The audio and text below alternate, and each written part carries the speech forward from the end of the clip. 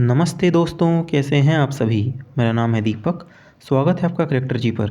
तो आज है 13 अप्रैल। देखते हैं आज के कुछ महत्वपूर्ण करंट अफेयर्स।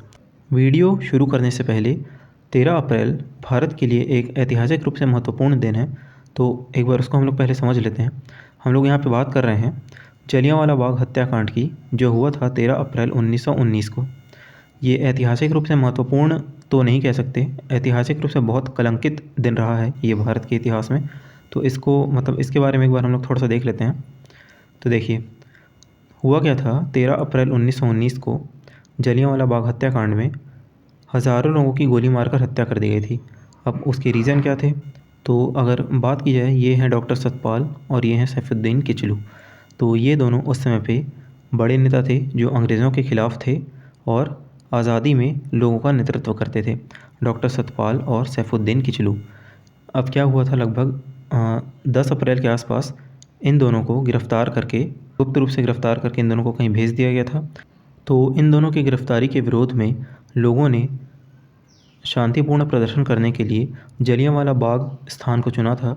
जलियांवाला बाग में बैठ कर के शांतिपूर्ण प्रदर्शन करेंगे अंग्रेज़ों के ख़िलाफ़, लोगों की ये योजना थी और वो लोग वहाँ पे प्रदर्शन कर भी रहे थे। लेकिन तभी वहाँ पर ये आते हैं रेजिनॉल्ड डॉयर। देखिए, एक है रेजिनॉल्ड डॉयर, एक है माइकल ओडॉयर। माइकल ओडॉयर उस समय पे पंजाब के लेफ्टिनेंट गवर्नर थे और इन्हीं के आदेश से जो रेजिनॉल्ड डॉयर थे, इन्होंने ये आकर के वहाँ पे निहत्थी भीड़ पर गोली चला देते हैं। ऐसा कहा जाता है कि जलियांवाला बाग में सिर्फ एक ही एंट्रेंस के लिए गेट था, एक ही गेट था जो आने और जाने के लिए यूज़ हो सकता था, उसको भी ब्लॉक कर दिया गया था। तो इसीलिए लोग अपनी जान बचा भी नहीं सके थे। तो इतने बुरे तरीके से वहाँ पे मैसेकर मतलब हत्याकांड हुआ था।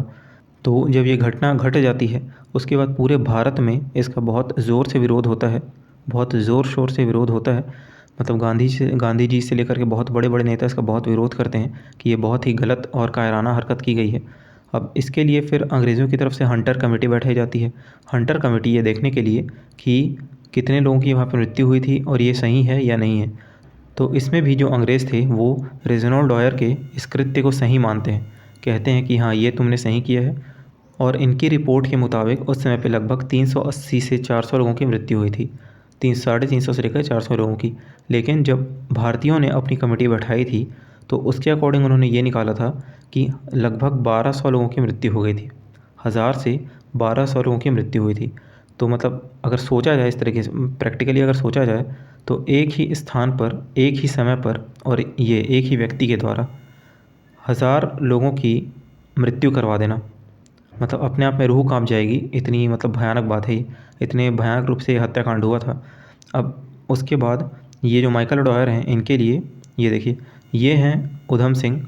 अब ये 1940, वो 1919 की बात है, उसके 21 साल बाद 1940 में 1940 में इंग्लैंड में जाकर किंगस्टन हॉल में ये हैं माइकल डॉयर, तो इनकी हत्या कर देते हैं उधम सिंह। तो मतलब डिटर्मिनेशन देखने वाली बात है। इतना मतलब जुनून था कि 21 साल के बाद भी उनको ये चीज़ ध्यान रही और 1919 में जो घटना हुई थी, उसका बदला उन्होंने 1940 में जाकर के लिया था। तो उधम सिंह ने 1940 में जाकर के इनको, माइकल डॉयर को, मौत के घाट उतार दिया था। अब उसके बाद, और हालांकि देखिए, एक मूवी भी बनी है सरदार उधम के नाम से। तो ये बहुत ही अच्छी मूवी है, बहुत ही रियलिस्टिक तरीके से इसको बनाया गया है। तो अगर समय होगा तो इसको ज़रूर देखिएगा। और बहुत अच्छी एक्टिंग भी की गई है विकी कौशल के द्वारा। और देखिए, यहाँ पर हम लोग देख सकते हैं, आज भी अगर जाएँ उस जलियांवाला बाग स्थान पर, तो इस तरीके से गोलियों के निशान आज भी वहाँ पर दिखते हैं। मतलब वहाँ की दीवारों पर आज भी गोलियों के निशान दिखते हैं। और 103 साल हो गए जलियांवाला बाग हत्याकांड को, 103 साल। तब भी आज तक ब्रिटेन की तरफ से, क्योंकि उस समय तो ब्रिटेन का ही शासन था भारत पे, ब्रिटेन की तरफ से, इंग्लैंड की तरफ से एक बार भी माफ़ी नहीं मांगी गई है, एक बार भी माफ़ी नहीं मांगी गई है। तो इस तरीके से आज का दिन 13 अप्रैल, ये 1919 में जो जलियांवाला बाग हत्याकांड हुआ था, भारत के लिए ऐतिहासिक रूप से महत्वपूर्ण तो क्या कहेंगे इसको, ऐतिहासिक रूप से एक कलंकित ही है, क्योंकि बहुत ही कायराना और गिरी हुई हरकत अंग्रेज़ों की तरफ से की गई थी उस समय पे। तो चलिए ठीक है, हम आज के करंट अफेयर स्टार्ट करते हैं। देखिए, पहला प्रश्न क्या है, भारत की पहली अंडर वाटर मेट्रो का संचालन कहाँ किया गया है। अंडर वाटर मेट्रो ट्रेन का संचालन कहाँ किया गया है। ऑप्शन हैं दिल्ली, मुंबई, कोलकाता, चेन्नई। तो आंसर है कोलकाता। कोलकाता में ही भारत की सबसे पहली मेट्रो ट्रेन का संचालन किया गया था और अब अंडर वाटर मेट्रो का संचालन भी कोलकाता में ही किया गया है। डिटेल्स देखते हैं। हाल ही में भारत में पहली अंडर वाटर मेट्रो का संचालन कोलकाता में हुआ। यह ट्रेन हुगली नदी के नीचे से होकर कोलकाता से हावड़ा पहुंची।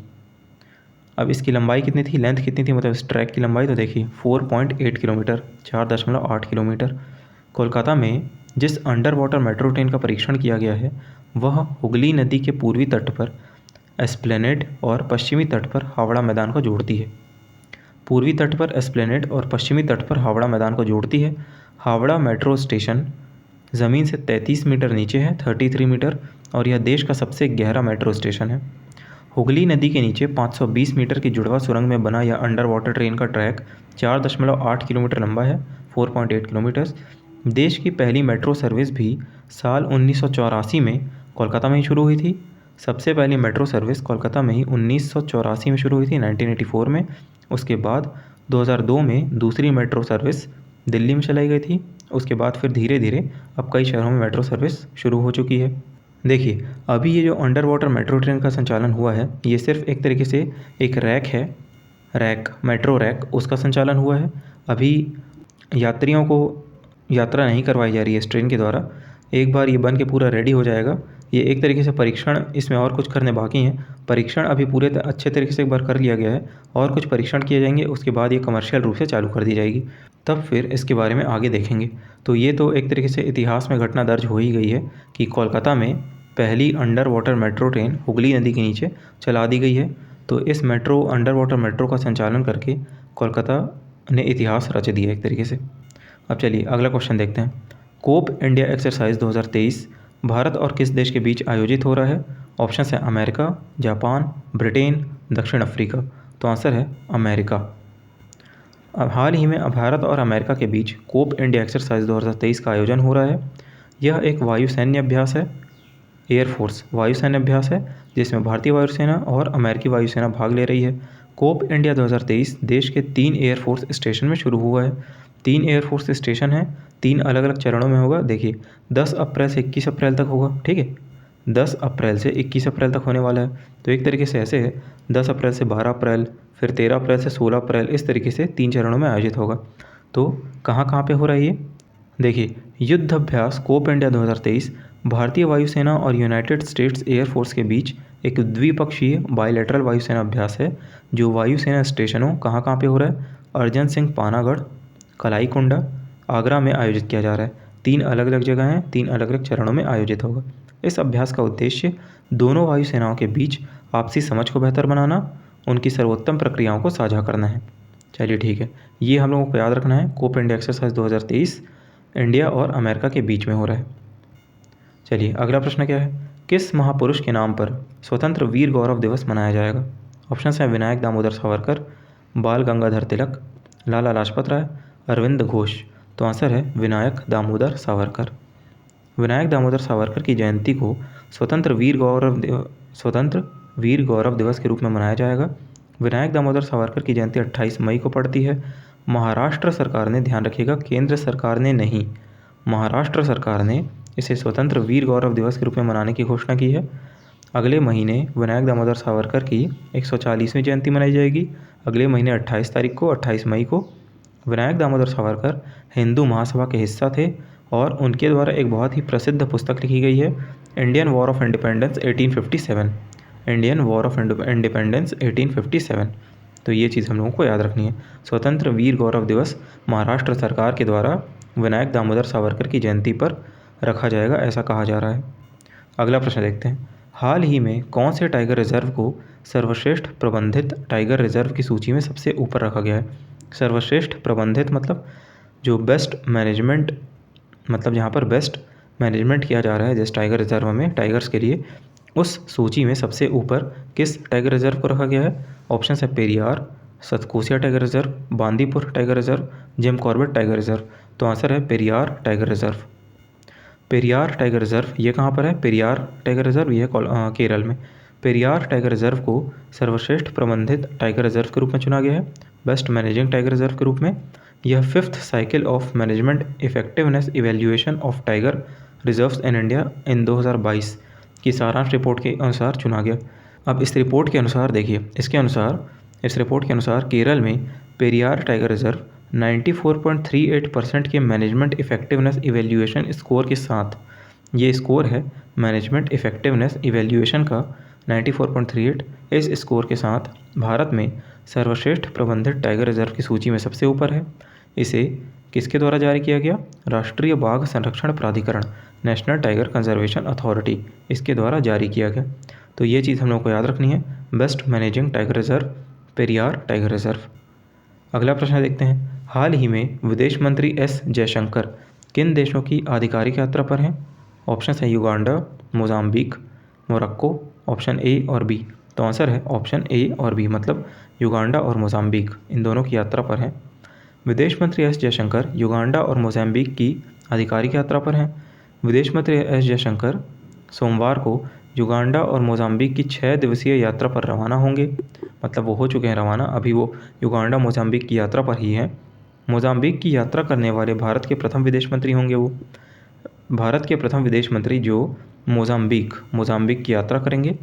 विदेश मंत्री की युगांडा और मोजाम्बिक यात्रा से दोनों देशों के साथ भारत के मजबूत द्विपक्षीय संबंध और प्रगाढ़ होंगे। पहली यात्रा 10 से 12 अप्रैल तक युगांडा में और दूसरी 13 से 15 अप्रैल तक मोजाम्बिक यात्रा पर होंगे। तो चलिए ये ठीक है। अब अगला प्रश्न देखते हैं, international day of human space flight कब मनाया जाता है? International day of human space flight कब मनाया जाता है? ऑप्शन है 10 अप्रैल, 11 अप्रैल, 12 अप्रैल, 13 अप्रैल। तो आंसर है 12 अप्रैल। अब देखिए, इस क्वेश्चन को लेने का मकसद क्या है? प्रतिवर्ष 12 अप्रैल को international day of human space flight या फिर मानव अंतरिक्ष उड़ान का अंतर्राष्ट्रीय दिवस मनाया जाता है। क्यों मनाया जाता है? क्योंकि 12 अप्रैल 1961 को 1961 यूरी गागरिन द्वारा पहली मानव अंतरिक्ष उड़ान की वर्षगांठ पर मनाया जाता है। यूरी गागरिन ऐसे पहले मनुष्य थे जो अंतरिक्ष की यात्रा किए थे।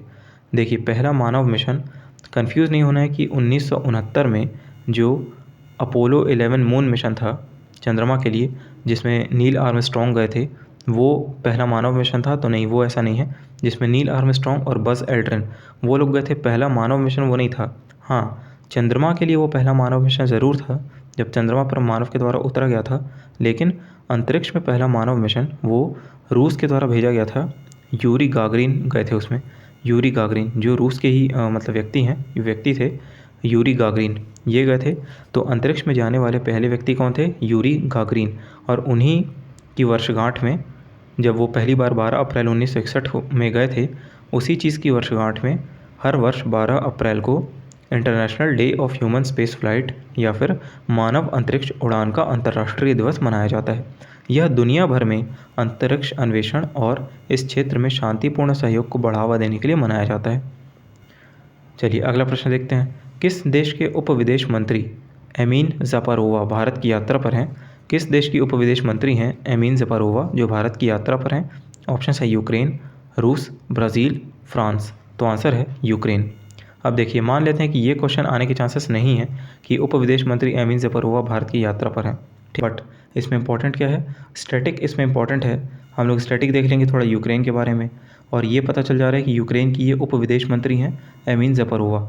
तो अगर डायरेक्ट क्वेश्चन इस तरीके से नहीं देगा कि भारत की यात्रा पर हैं, तो किसी भी तरीके से थोड़ा कन्वर्ट करके दे सकता है, डेविएट करके दे सकता है कि यूक्रेन की उप विदेश मंत्री कौन थी जो भारत की यात्रा पर आई थी, इस तरीके से। तो करंट को 2, 3, 4 पहलुओं से, जितने भी पहलुओं से हम लोग पढ़ने की कोशिश करें करंट अफेयर्स को, वो ज़्यादा अच्छा रहता है। करंट तो करंट और स्टैटिक तो स्टैटिक, ये दोनों ज़रूरी रहता है। अब देखिए, यूक्रेन की उप विदेश मंत्री एमीन ज़ापारोवा भारत की 4 दिवसीय दौरे पर हैं। पिछले साल रूस यूक्रेन युद्ध के बाद से किसी भी पूर्वी यूरोपीय देश का भारत में यह पहला आधिकारिक दौरा है। तो चलिए ठीक है, इसमें कुछ खास इंपॉर्टेंट नहीं है, बस ये याद रखना है कि यूक्रेन की उप विदेश मंत्री एमीन ज़ापारोवा ये भारत की आधिकारिक यात्रा पर हैं। और यूक्रेन की बात करें तो यूक्रेन की राजधानी क्या है? कीव। और यहाँ के राष्ट्रपति कौन है? Volodymyr Zelensky. और वोलोदिमीर ज़ेलेंस्की को हाल ही में पोलैंड का सर्वोच्च सम्मान ऑर्डर ऑफ द ईगल प्रदान किया गया था। चलिए अब अंतिम क्लास को हम लोग रिवाइज़ कर लेते हैं, लास्ट क्लास को। पहला प्रश्न क्या था? हाल ही में भारतीय निर्वाचन आयोग द्वारा किए गए बदलावों के बाद देश में कितनी राष्ट्रीय पार्टियां हैं? 6 राष्ट्रीय पार्टियां। जिसमें सबसे न्यू राष्ट्रीय पार्टी आम आदमी पार्टी को राष्ट्रीय पार्टी का दर्जा मिला था। हाल ही में नई पेंशन प्रणाली न्यू पेंशन सिस्टम की जांच के लिए एक समिति गठित की गई है। इस समिति के अध्यक्ष कौन है? टी.वी. सोमनाथन। हाल ही में सांख्यिकी में अंतर्राष्ट्रीय पुरस्कार 2023 इंटरनेशनल स्टैटिस्टिकल अवार्ड 2023 किसे प्रदान किया गया है? C.R. राव। हाल ही में किसके द्वारा आर्मेगेडॉन चैंपियनशिप सीरीज़ 2023 का दूसरा इवेंट जीता गया है? एशिया और ओशनिया सीरीज़ किसके द्वारा जीता गया है? डी गुकेश, डोमा राजू गुकेश। हाल ही में किसने विश्व वैक्सीन कांग्रेस 2023 में पुरस्कार जीता है? यह है भारत बायोटेक। किस राज्य के द्वारा सौर ऊर्जा से चलने वाला सोलर पावर्ड पर्यटक जहाज़ लॉन्च किया गया है? यह है केरल। इस जहाज़ का नाम क्या है? सूर्यांशु। भारतीय नौसेना के द्वारा कहाँ पर अपतटीय सुरक्षा अभ्यास प्रस्थान आयोजित किया गया? ये किया गया मुंबई में। Courting India, England, Mughal India and the origins of empire इस किताब के लेखक कौन है? ये है नंदिनी दास। हाल ही में भारतीय संविधान का कौन सा भाषाई संस्करण लॉन्च किया गया? तो डोगरी भाषा का पहला संस्करण लॉन्च किया गया केंद्रीय कानून मंत्री किरण रिजिजू के द्वारा। Okay, thank you. ये थी आज की क्लास। मिलते हैं नेक्स्ट वीडियो में। तब तक के लिए आप लोग स्वस्थ रहिए, मस्त रहिए, ध्यान रखिए अपना। Thank you so much.